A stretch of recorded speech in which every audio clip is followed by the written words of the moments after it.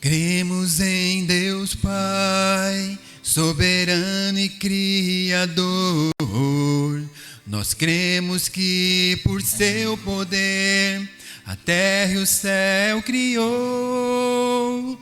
Seu eterno amor provou, seu Filho nos doou, da queda nos ergueu. Cremos sim.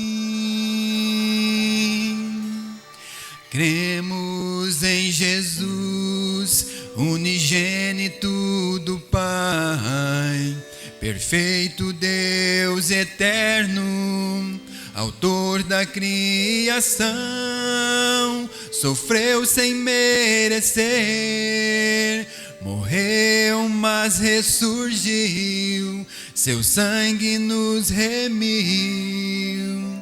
Cremos sim.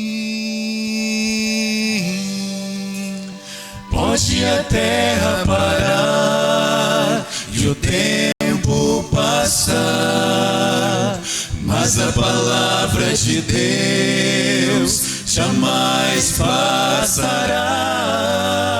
Pode tudo mudar, mas Deus não mudará. Cremos sim.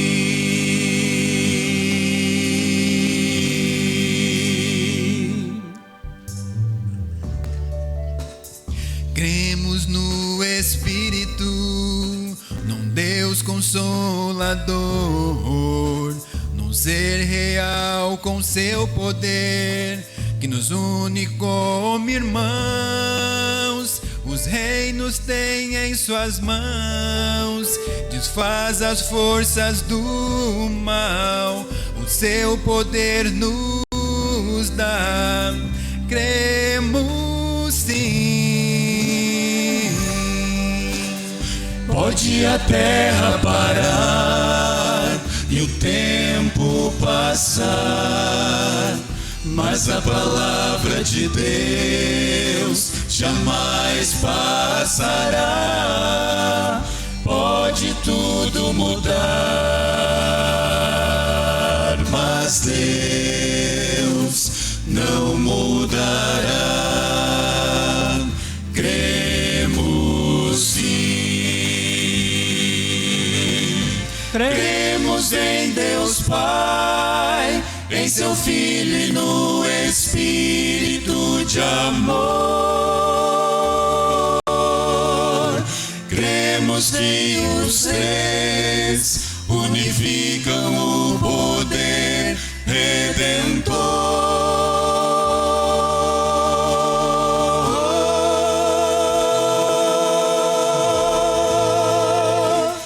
Pode a terra parar e o tempo passar, mas a palavra de Deus jamais passará. Pode tudo mudar, mas Deus não mudará. Cremos sim.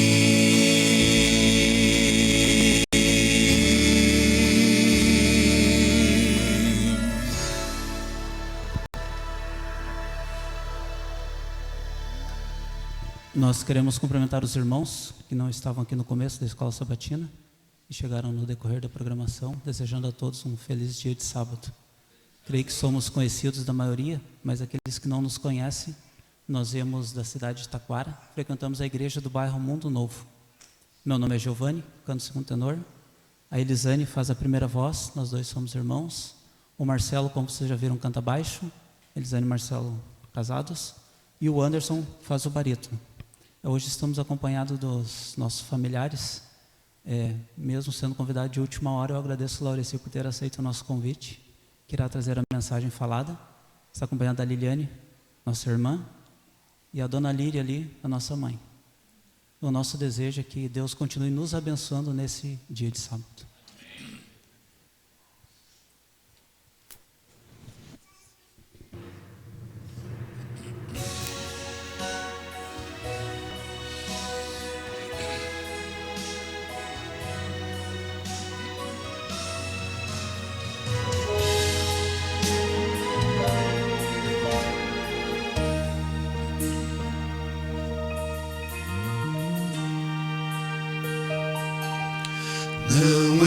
existe explicação para tanta guerra. Quanto sangue a derramar. Com seus olhos Deus nos vê nessa batalha.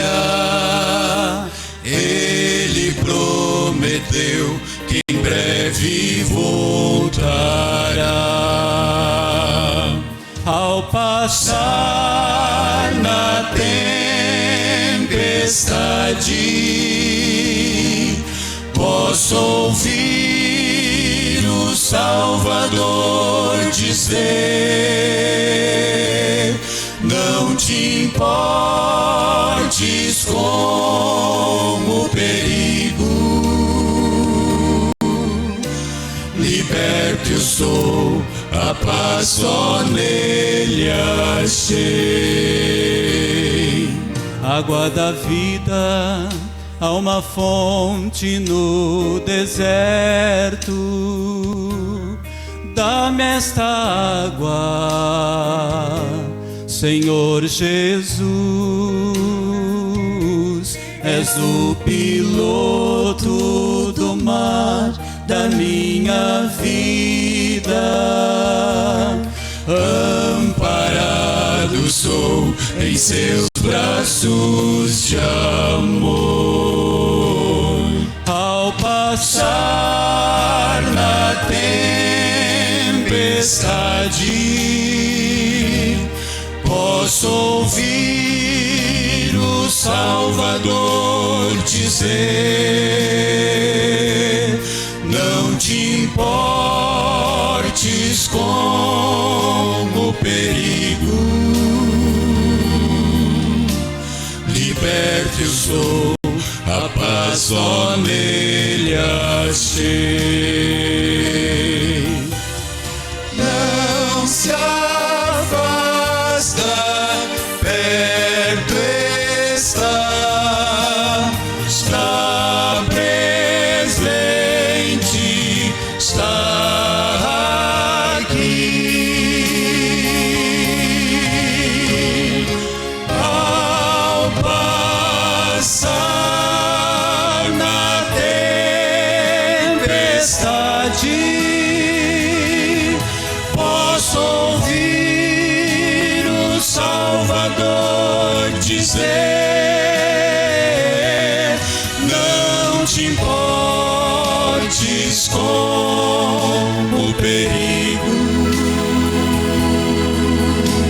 liberto sou, a paz só nele achei. Não te importes com o perigo, perigo, liberto sou, a paz só nele achei.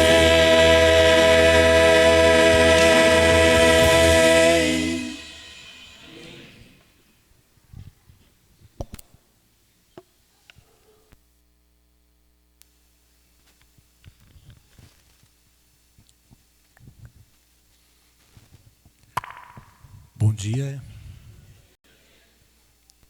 Ninguém está encarangado aí? Como diz lá no Alegrete, na terra onde eu nasci, está de rengar Cusco, né?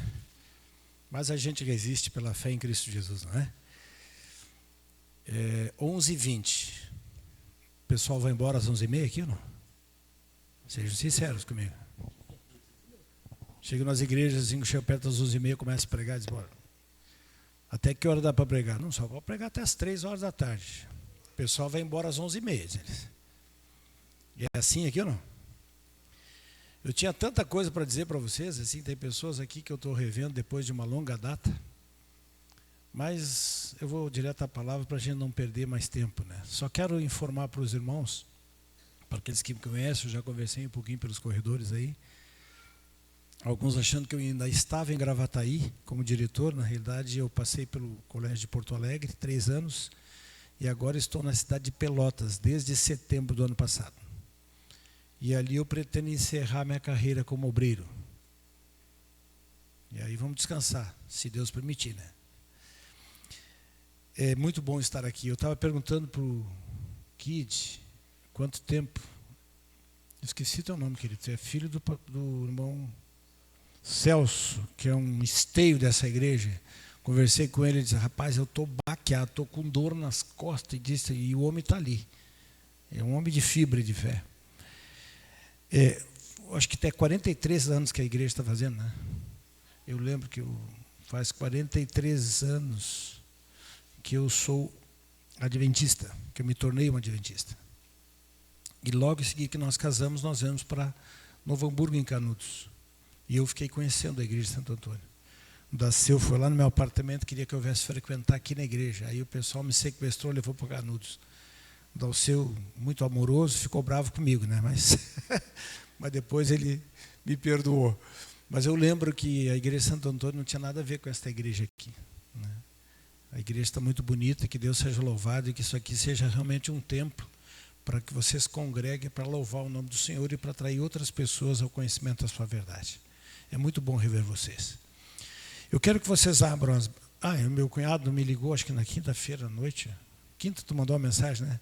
Vocês estão vindo para Taquara? Estamos. Então, pode pregar para nós a Santo Antônio? Tá bom. Culpado é ele, tá, gente? Eu quero que vocês abram a Bíblia no livro de Juízes, no capítulo 6. É uma história bem conhecida, mas com certeza o poder do Espírito Santo vai fazer com que a gente extraia daqui muitas lições para a nossa vida como cristãos. Juízes, capítulo 6. Fala sobre a história de Gideão, uma história muito contada, muito conhecida, principalmente pelas crianças. Mas, com certeza, Deus tem bênçãos para nós aqui. Eu quero que vocês leiam comigo o versículo 11 do capítulo 6. Diz assim: antes de ler, eu quero que vocês fechem os olhos, vamos pedir a presença do Espírito Santo mais uma vez. Pai querido, estamos com a Tua palavra, a Bíblia Sagrada, aberta diante de nós. Sabemos que o Senhor tem verdades para a nossa vida. E queremos que o Espírito Santo nos ajude a entender a Tua palavra e depois nos dar a força e o poder para poder viver essa experiência. Em Jesus te rogamos. Amém. 6, versículo 11 diz assim: então o anjo do Senhor veio e sentou-se sob a grande árvore de Ofra, que pertencia ao abiesrita Joás. Gideão, filho de Joás, estava malhando o trigo num tanque de prensar uvas, chamado Lagar, para escondê-lo dos midianitas. No versículo 12: então o anjo do Senhor apareceu a Gideão e lhe disse: o Senhor está com você, poderoso guerreiro. Vamos parar por aqui. Eu quero dizer para os irmãos que esse texto está dentro de um contexto. Antes da gente avançar na experiência de Gideão e extrair daqui algumas lições para a nossa vida prática, eu queria que vocês voltassem à Bíblia no capítulo 2 de Juízes, do versículo 10, só para a gente contextualizar e entender que momento Gideão estava vivendo.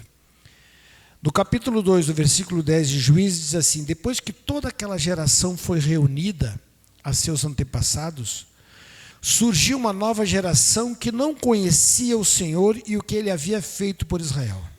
Versículo 11. Então os israelitas fizeram o que o Senhor reprova e prestaram culto aos Baalins, todos os genéricos de Baal. Só para contextualizar. O povo de Israel tinha perdido a liderança de Josué. E você sabe que um povo sem líder tende a se corromper e a se desviar dos caminhos do Senhor. E o povo esqueceu-se daquilo que Deus havia feito durante toda aquela peregrinação deles no deserto.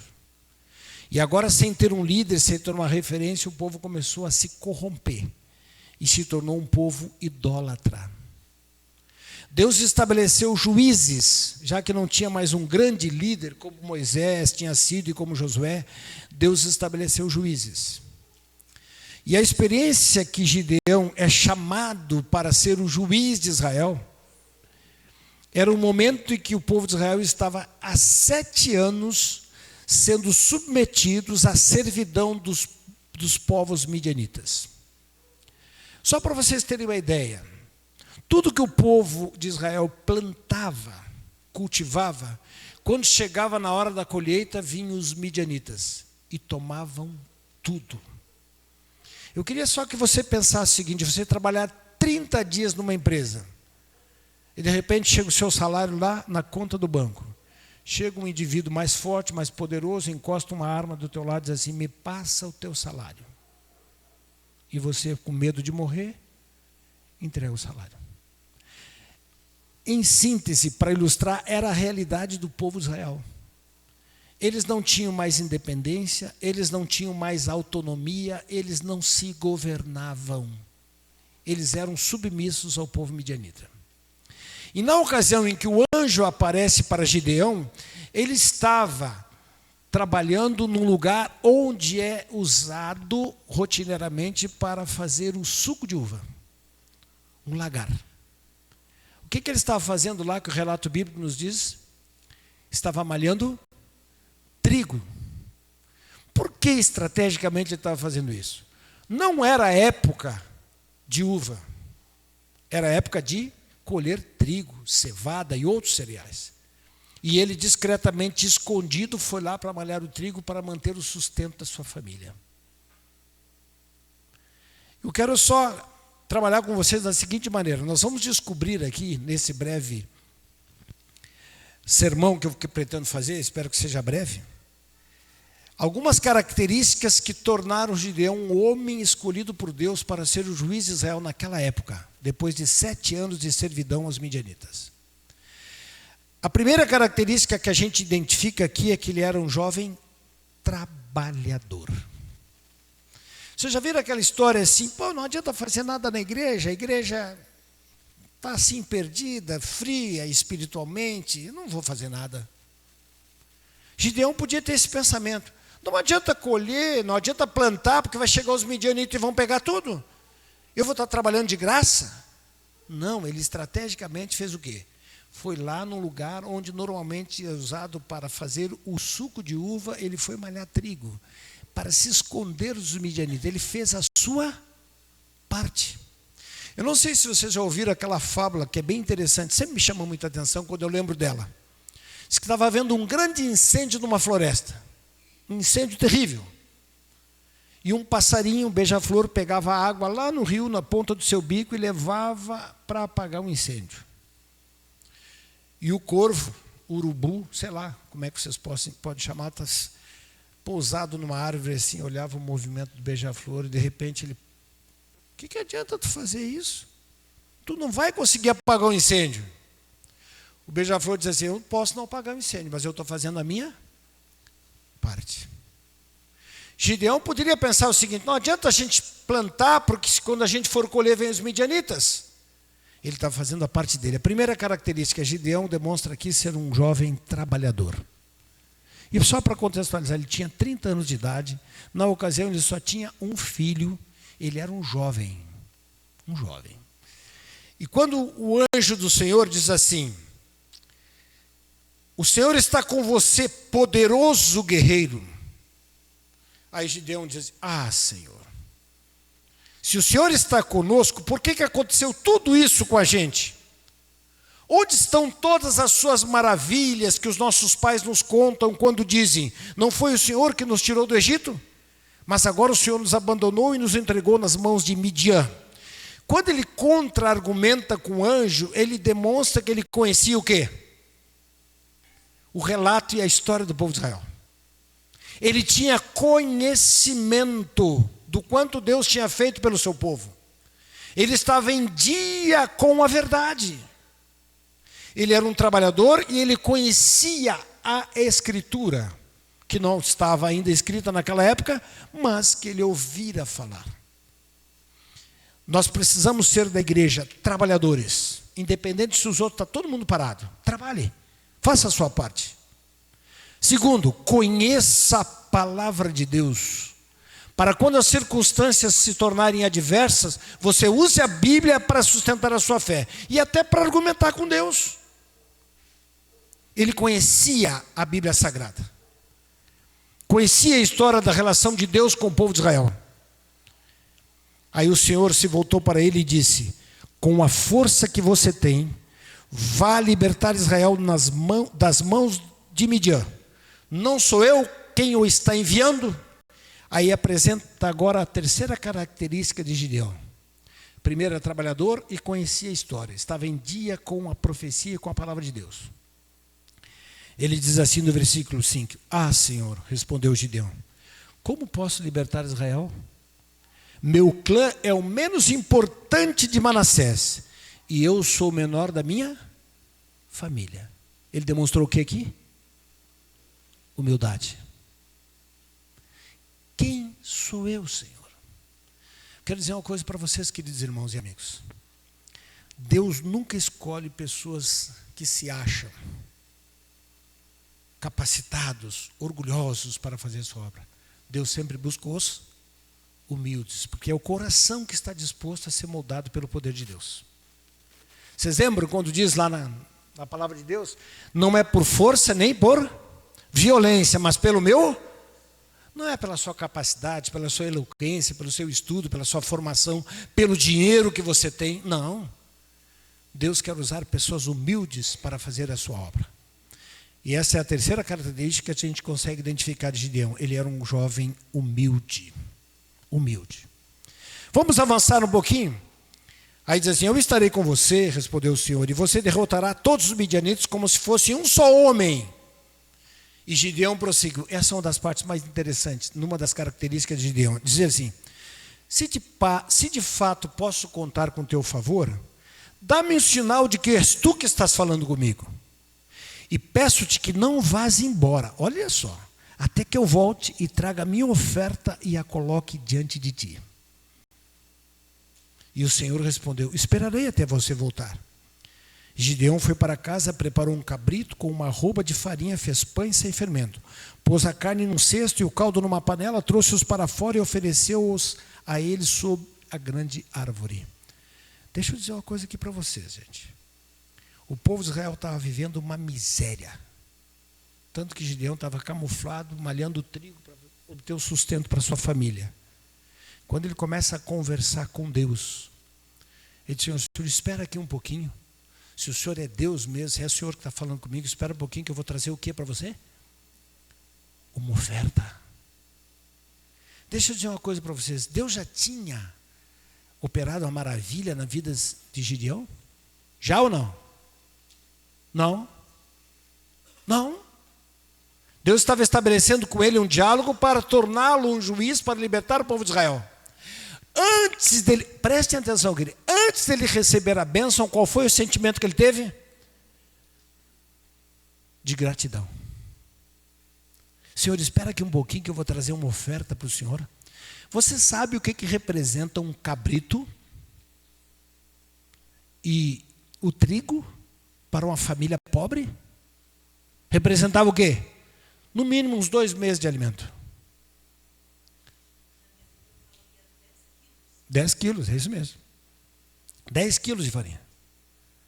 Sabe o que isso representa? Tudo para ele. Mas ele resolveu dar tudo para Deus. E eu quero só aqui abrir um parêntese. Só um parêntese. Vocês lembram daquela famosa estratégia que a gente tinha na escola sabatina, que era um plano chamado oferta de inversão? Vocês lembram? Fundo de inversão, é isso aí mesmo, querido. Desculpa. Com a idade a gente vai esquecendo, né? Fundo de inversão. O que era o fundo de inversão? Qual era a proposta? Se tu tinha uma árvore que não produzia nada, tu oferecia ela para Deus, né? Bom, Senhor, se ela começar a dar fruto, o que eu vou fazer? Eu vou trazer uma oferta para o Senhor. Olha o fundo de inversão de Gideão. Antes da árvore produzir, antes de receber a bênção, ele foi grato. Às vezes eu fico pensando assim, a gente não dá oferta na mesma proporção da bênção que a gente recebe. Estou falando por mim, tá? E eu me cuido com relação a isso. Mas eu digo mais, tem pessoas que frequentam a igreja, se são do povo de Israel moderno, contemporâneo e espiritual, mas não devolve nem o dízimo. Quanto mais oferta. Aqui na Santo Antônio não tem ninguém assim, mas tem outras igrejas que eu já frequentei. Não, quando Deus me abençoar, eu vou devolver. Vocês lembram da viúva pobre? Ela deu tudo que tinha. Essa é uma outra característica de Gideão. Ele era um jovem grato. Senhor, se tu és Deus, espera aqui um pouquinho que eu vou trazer uma oferta para ti. Para alguém que não tinha nada. A gente tem para aprender com o Gideão nisso? Sim ou não? Sim. Queridos, agora eu quero avançar um pouquinho e ir para o versículo 6 do capítulo 34. Depois a gente vai voltar um pouquinho, tá? Não, antes desse eu quero no versículo 27. Depois que Deus conversou com o Gideão, é que o tempo não permite, tá, gente? Eu estou avançando aqui porque qual era o propósito de Deus com relação ao povo de Israel? Eu vou libertar o povo de Israel. Mas o povo estava adorando a quem, gente, naquela época? Baal. Estava adorando, eles tinham postes ídolos nas montanhas para eles adorarem a Baal. E eu queria só dizer o seguinte para vocês: antes de Deus operar um milagre na nossa vida e transformar o nosso coração, a gente precisa eliminar os ídolos da nossa experiência. Naquela época o povo adorava Baal, mas se a gente contextualizar hoje, o que a gente pode estar adorando? O que a gente pode estar adorando? Um celular, redes sociais. Aquilo onde a gente leva mais tempo da nossa vida é aquilo que a gente está adorando. E Deus, tu vai fazer o seguinte: a primeira coisa que tu vai fazer vai eliminar o poste ídolo a Baal.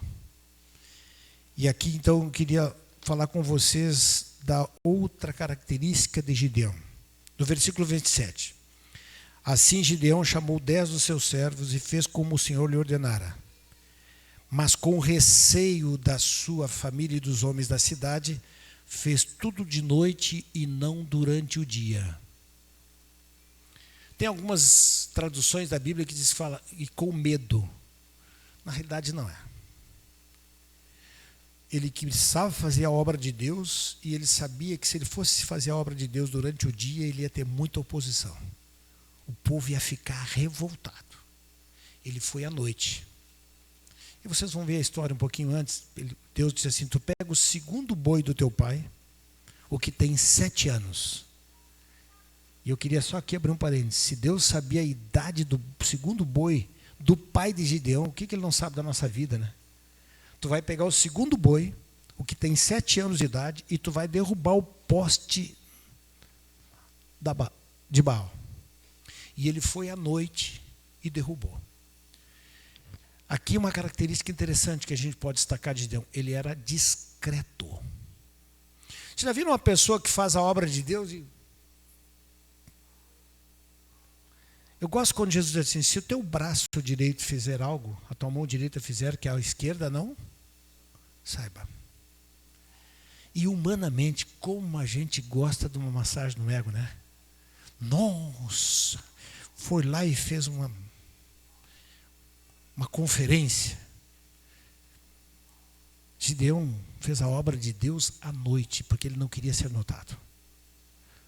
Com medo de sofrer represália, claro, e de repente não conseguir fazer o propósito que Deus havia estabelecido, ele fez à noite, ele fez de uma forma discreta.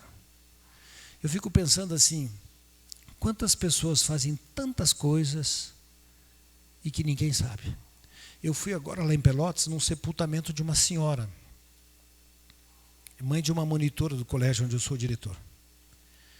E lá, no velório dela, eu fiquei impressionado quando as pessoas leram o histórico daquela mulher. Uma mulher com limitações físicas muito sérias, mas vocês não fazem ideia quando leram o que essa mulher fazia em prol dos necessitados, e principalmente dos drogados.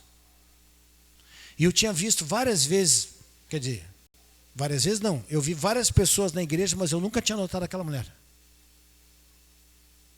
Eu sabia que ela era mãe da Lu, que é a Luciana, a nossa monitora, mas eu não conhecia direito a história daquela mulher.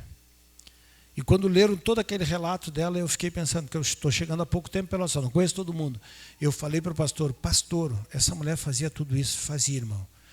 E como é que a igreja não sabia disso? E eu disse: essa mulher faz mais coisas do que nós que somos obreiros na causa de Deus. Então, pessoas que trabalham pela igreja, que seguram a igreja. Eu estive na Novo Tempo há poucos dias atrás e eu perguntei para eles, quando eles começaram a ver, quantas pessoas doam, qual é o percentual do resultado da receita da TV Novo Tempo, da rede Novo Tempo. Diz assim, quase 60% é do Anjo da Esperança. E eu posso até acreditar, confiar de que tem alguém aqui que ajuda a rede de Novo Tempo. E que ninguém fica sabendo. Vários levantaram a mão. Não se preocupe. Quando Jesus voltar, você vai receber a coroa. Trabalhar na obra de Deus não significa a gente estar em destaque, irmãos. Trabalhar na obra de Deus significa que você precisa fazer a obra de Deus. E Gideão tinha consciência disso. Eu não vou fazer a obra de Deus chamando a atenção do que eu estou fazendo. Ele foi discreto e ele fez a obra de Deus. E outra coisa, ele foi obediente. Além de discreto, ele foi obediente. É para derrubar o poste, eu vou derrubar. Mas, Senhor, todo mundo vai se revoltar contra mim. Vocês vão ter a oportunidade de ler em casa hoje à tarde. Toda aquela comunidade deu uma pressão enorme no pai de Gideão. Como é que ele tinha feito aquilo? Sabe que as pessoas, quando estão longe de Deus, irmãos, a primeira coisa que elas fazem é se revoltar com quem está fazendo a vontade de Deus. Você já sofreu esse tipo de represália? Sim. Quando você quer fazer a vontade de Deus, vai ter um monte de oposição. Mas ele foi obediente e ele foi discreto. Mas agora tinha a grande obra que ele precisava fazer. Agora então eu quero ler o versículo 34. Diz assim: então o Espírito do Senhor apoderou-se de Gideão, e ele com um toque de trombeta convocou os abiesritas para segui-lo. No versículo 34 diz assim: então o Espírito do Senhor tomou posse dele. A gente pode ter todas as virtudes que Gideão teve aqui, mas se a gente não tiver o poder do Espírito Santo, a gente não faz a obra do Senhor. E para o Espírito Santo habitar no coração do ser humano, o ser humano começa a dar passos. Tipo assim, eu trabalho, Senhor. Além de trabalhar, eu sou humilde, porque o Espírito Santo habita no coração dos humildes. Além de trabalhador e humilde, eu também sou o quê? Grato. Muito mais do que grato, eu sou obediente.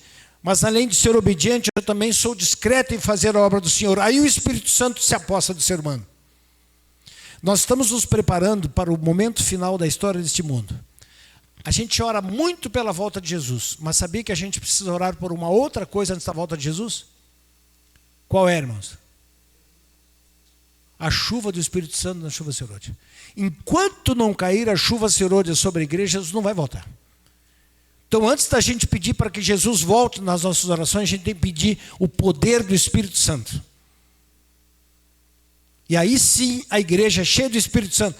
E olha, irmão, vou dizer uma coisa para vocês. A gente fica pensando, mas são 8 bilhões de pessoas, tem a janela das 40, quando é que a gente vai conseguir alcançar a pregação do Evangelho? Sabe, irmãos, que Deus não quer quantidade de pessoas, Deus quer o quê? Qualidade de cristãos. E a experiência de Gideão nos prova isso. Gideão convocou, e quantos vieram? Eu vou tentar adiantar aqui, tá, gente? Quantos homens vieram para lutar ao lado de Gideão? 32 mil homens. É um bom exército ou não? É um bom exército ou não? Mas sabe quanto que eram os midianitas? 135 mil guerreiros. Os que Gideão convocou não eram guerreiros todos. Aí Deus olha e diz assim: Gideão, é muita gente. Mas Senhor, é muita gente. Sabe por quê? Porque vocês vão vencer a batalha, porque eu vou fazer você um vencedor. E eles vão achar que foram eles. Quantas coisas que acontecem na igreja e todo mundo quer pegar carona na cauda do cometa, né? Não, mas eu quero. Deus diz assim: é muita gente. Quando reuniu os 32 mil homens, diz assim: quem é aqui que está com medo de encarar o desafio? Quantos foram embora, irmãos? 22 mil estavam com medo. Deus sabia que naquele exército de Gideão, muitos estavam indo pela onda do grupo, mas não tinham coragem. Ficaram. Vocês vão ver isso ali no versículo 3 do capítulo 7. 22 mil homens partiram e ficaram apenas 10 mil. É um bom exército ou não? É ou não é? Mas Deus diz assim, é muita gente também. Mas aí o Gideão deve ter pensado, a Bíblia não relata, mas, senhor, isso é covardia. A Bíblia diz que o exército dos midianitas era como gafanhoto. Era muito. E Deus diz assim, é muita gente. Mas, Senhor, é muita gente. Faz o seguinte, quando estiverem atravessando o rio, aqueles que se ajoelharem ou se agacharem para tomar água, esse aí tu manda voltar. Agora, aqueles que beberem água que nem cão, esses ficam. Quantos ficaram? 300. É o que a gente conhece da história de Gideão. 300 homens. Quantos mísseis eles pegaram para vencer? Quantas metralhadoras? Quantos canhões?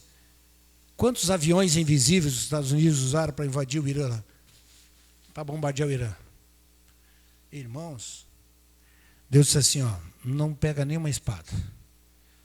Pega trombeta e pega o quê? Tipo de uns cântaros lá. Tipo um negócio que eles batiam. Aí, para guerra com esse negócio, não esqueço, nem por força, nem por violência, mas pelo meu poder. Mas, antes de avançar um pouquinho, eu quero dizer para você o seguinte, Gideão estava preparado para vencer a guerra ou não? Sim ou não? Não, ele estava desconfiado. Depois que ele estava cheio do Espírito Santo, ele, com medo, que quem diz que o cristão não pode ter medo? Pode ter medo. Vocês não lembram da história de Jonas? Ele peneirou, foi para Tarsis. Tem cristão com medo ou não? Eu tenho medo às vezes. Aí Deus disse assim para ele, Senhor, tu não me leva a mal, eu queria só fazer uma prova. Deus já tinha feito aquelas maravilhas com ele, porque a oferta que ele deu, o que aconteceu? Coloca em cima da pedra, encostou na pedra e consumiu aquilo ali. Já era uma prova de que Deus estava falando com ele, mas mesmo assim o que ele disse? Senhor, o senhor não me leva a mal, mas eu queria ter uma certeza de que o senhor quer falar comigo, porque ele se achava mais humilde da tribo de Manassés. Ele não se achava digno de fazer a obra de Deus. Aí diz assim, Senhor, só para provar mais uma vez, se toda a grama estiver molhada e apenas a lã estiver seca, eu confio. Aconteceu. Eu não sei a lógica aqui, se é a primeira ou a segunda, mas a segunda vez quando Deus, tá bom, fez. Mas um milagre aconteceu. Só mais um. E se for o inverso agora? Só a grama estiver molhada, só a lã estiver molhada e tudo estiver seco. No outro dia aconteceu a mesma coisa. Pai, ele foi, mas foi com medo. Foi com medo. E Deus sabe o coração da gente. Não adianta, que nem o irmão falou aqui, a gente pode enganar todo mundo, mas Deus a gente não engana. Deus sabia que apesar dessas três provas, ele ainda estava com medo. Aí ele pega e diz assim, se você está com medo, no versículo 10, olha que coisa mais linda, o cuidado que Deus tem com a gente. Se você está com medo de atacá-los, desça ao acampamento com seu servo Pura. Que legal esse nome de servo Pura. E ouço que os midianitas estão falando. Aí no meio da noite eles foram lá. E a Bíblia diz assim no versículo 12, eram numerosos como nuvens de gafanhoto. Assim como não se pode contar a areia da praia, também não se podia contar os seus camelos, os midianitas tinham. Aí Gideão chegou no meio do acampamento dos midianitas camuflado, ele e o seu servo Pura, e viu uma conversa entre dois midianitas. Um dizia assim, Gideão chegou bem no momento em que um homem estava contando seu sonho ao amigo. Tive um sonho, diz ele. Um pão de cevada vinha rolando dentro do acampamento midianita e atingiu a tenda com tanta força que ela tombou e se desmontou. O amigo respondeu, não pode ser outra coisa senão a espada de Gideão, filho de Joás, o israelita. Deus entregou os midianitas e todo o acampamento nas mãos dele.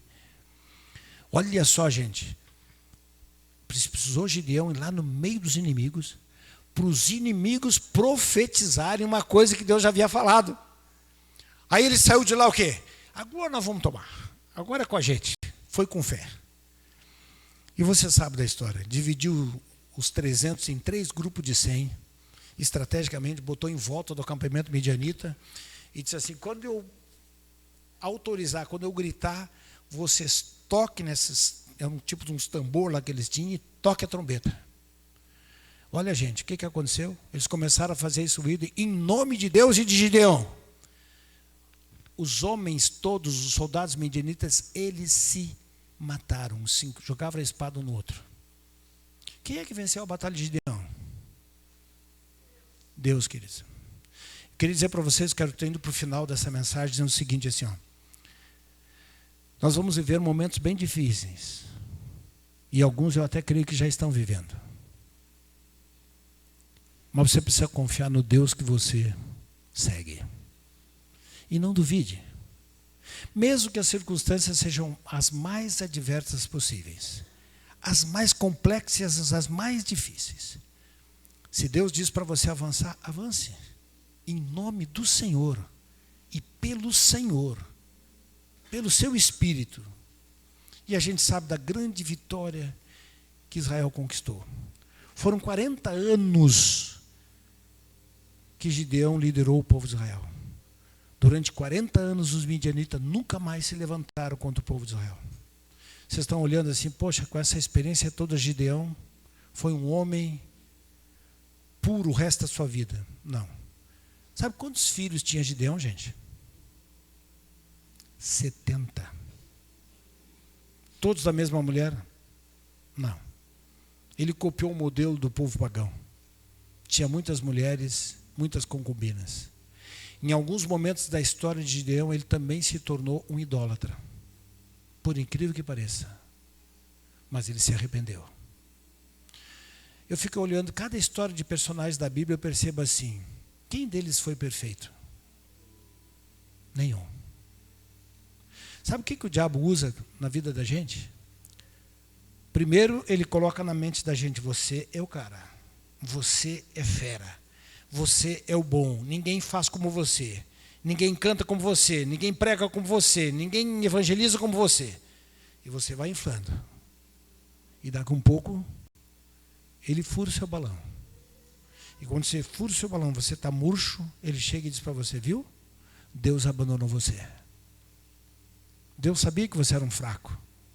E que você não ia conseguir. Isso é o que Satanás faz com a gente. Deus não quer pessoas perfeitas, até porque nós não somos perfeitos. Deus quer pessoas humildes que reconheçam que dependem da graça e da misericórdia dele. Esta mensagem hoje não é para deixar você frustrado porque você não fez alguma coisa que você poderia ter feito pelo poder de Deus. Não. É para você olhar para trás e dizer o seguinte, não, eu posso avançar. Tem um texto de Ellen White que me encanta. Ela diz assim, nada temos que temer com relação ao futuro, a menos que a gente esqueça o que Deus fez por nós no passado. E eu queria dizer para vocês, meus queridos irmãos, queridos jovens, não solte a mão de Cristo Jesus porque você não é perfeito. Segure na mão de Jesus porque você é imperfeito, porque Ele é perfeito. E a gente só vence por Cristo Jesus. Vou chamar o quarteto aqui, eles vão cantar 2 músicas, tá? Querem que cante 2 ou uma só? Eu sabia que vocês iam pedir 3, mas 2 tá bom.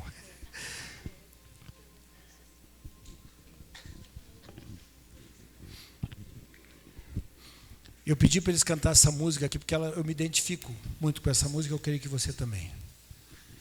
Irmãos, quando Paulo diz assim, não tem um nome em cima no céu, nem embaixo na terra, pelo qual importa que sejamos salvos, a não ser Cristo Jesus. Irmãos, nós não vamos ser salvos porque a gente foi bonzinho, porque a gente deu dízimo, porque a gente deu oferta, porque a gente pregou, porque a gente evangelizou. Nós vamos ser salvos porque nós cremos em Jesus e aceitamos a graça dele sobre as nossas vidas. Porque só Cristo que pode nos dar a força quando nós estamos fracos. Só Ele que pode nos dar a paz quando nós estamos em guerra. Só Ele que pode nos dar a vitória quando tudo aparenta uma derrota. Pense, só Cristo. E que Ele alcance o seu coração nesta manhã, assim como Ele está alcançando o meu. Amém? Deus abençoe.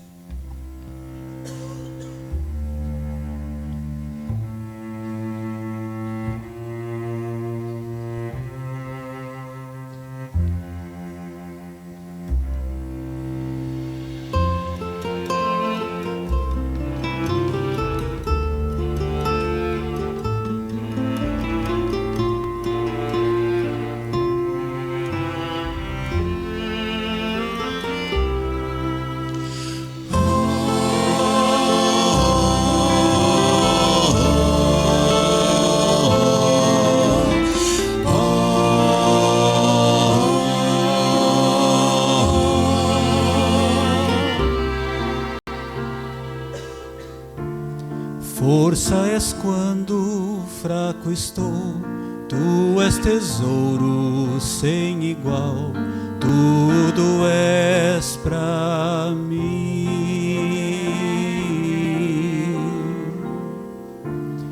Tu és a joia de valor, a quem eu nunca deixarei, tudo és pra mim.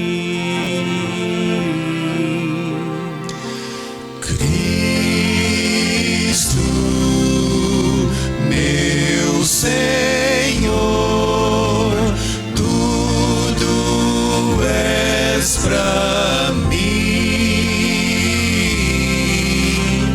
Cristo, meu Senhor,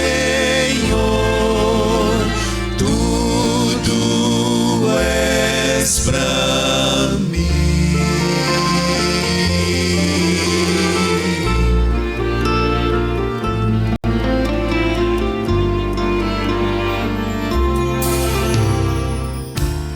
Tu carregaste a rude cruz, como sou grato a ti, Senhor.